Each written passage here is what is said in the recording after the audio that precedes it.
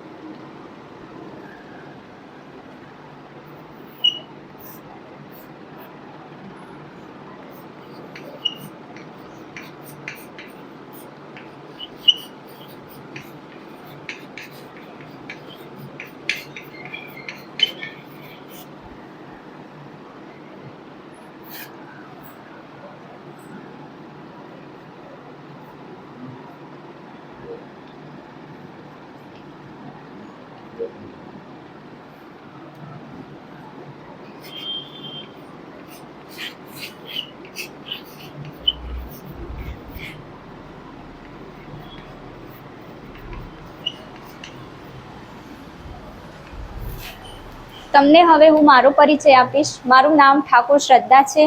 હવે હું તમારા બધાનો પરિચય લઈશ. તમારું નામ શું છે?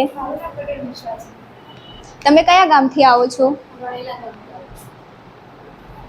તમને કયા વિષયમાં સૌથી વધુ અભ્યાસ કરવો ગમે છે? તો વિદ્યાર્થી મિત્રો, હવે આપણે એક નવા એકમનો અભ્યાસ કરીશું. તો વિદ્યાર્થી મિત્રો, તમે બધાએ કોલસો તો જોયો જ હશે ને? કોલસો એ સખત પથ્થર જેવો અને કાળા રંગનો હોય છે. રસોઈ માટે વપરાતા બળતણમાંનું એક બળતણ એ કોલસો પણ છે. પહેલા રેલવેના એન્જિનમાં વરાળ ઉત્પન્ન કરવા માટે પણ કોલસાનો ઉપયોગ થતો હતો. તાપીય વિદ્યુત મથકોમાં વિદ્યુત ઉત્પન્ન કરવા માટે પણ કોલસાનો ઉપયોગ થતો હતો. કેટલાક ઉદ્યોગોમાં બળતણ તરીકે પણ કોલસાનો ઉપયોગ થાય છે. જ્યારે કોલસાને હવાની હાજરીમાં ગરમ કરવામાં આવે છે ત્યારે તે સળગી ઉઠે છે અને તેમાંથી મુખ્યત્વે કાર્બન ડાયોક્સાઇડ વાયુ ઉત્પન્ન થાય છે. આ ઉપરાંત તેમાં કોક ગેસ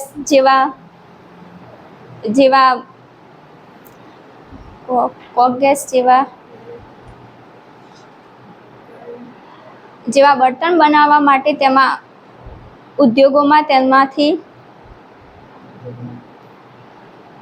તેની કોલસા ઉપર પ્રક્રિયા કરવામાં આવે છે. હવે હું તમને જે પ્રશ્નો પૂછું તે જેને આવડે તે પોતાની આંગળી ઊંચી કરે અને તેનો પૂરા વાક્યમાં જવાબ આપશે.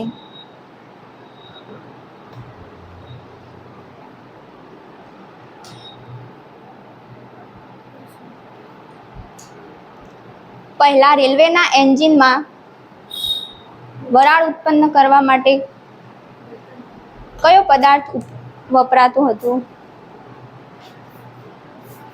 બોલો તમે. બરાબર.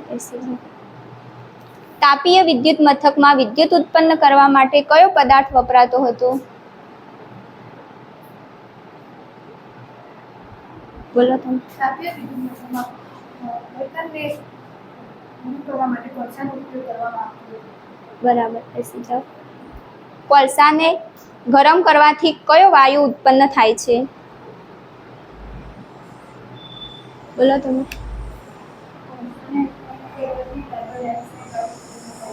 બરાબર. કાર્બન ડાયોક્સાઇડનું બંધારણીય સૂત્ર કયું છે?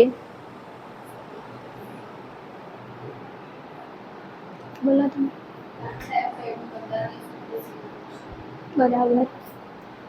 ટ્રક, બસ જેવા ભારે વાહનોમાં કયા બળતણનો ઉપયોગ થાય છે?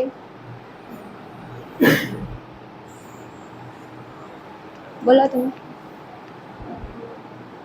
પૂરા વાક્યમાં.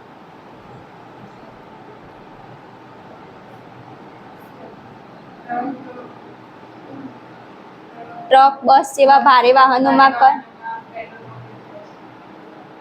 ઉભા રહો. બોલો. ટ્રક, બસ જેવા ભારે વાહનોમાં ડીઝલનો ઉપયોગ થાય છે. બોલો.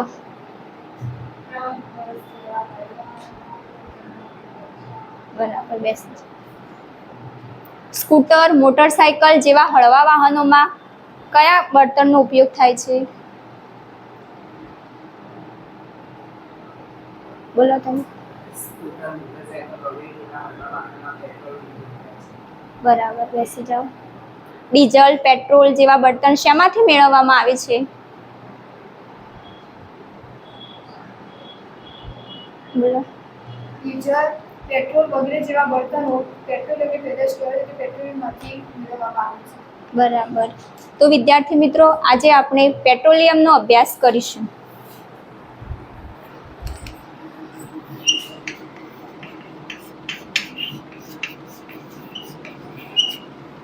આભાર.